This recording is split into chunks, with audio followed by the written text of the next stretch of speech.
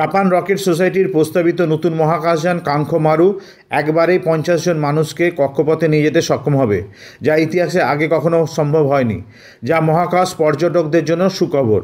এই 550 টন ওজনের ডিমের মতো আকৃতির যানটি সম্পূর্ণভাবে পুনর্ব্যবহারযোগ্য এবং এক ধাপে উড্ডয়ন ও অবতরণ করতে পারবে।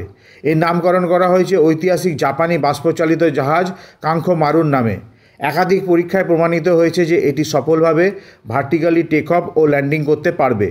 কাঙ্ক্ষো মারুর কিছু বৈশিষ্ট্য হলো এর ওজন 550 টন, উচ্চতা 23.5 মিটার এবং ব্যাস 18 মিটার। এটি দুই ভাগে বিভক্ত, নিচে 12টি রকেটের একটি ইঞ্জিন ইউনিট এবং উপরে 2 জন পাইলট সহ 50 জন যাত্রীদের জন্য ককপিট সহ কার্গো অংশ। মালপত্র বহন ক্ষমতা 5 টন পর্যন্ত।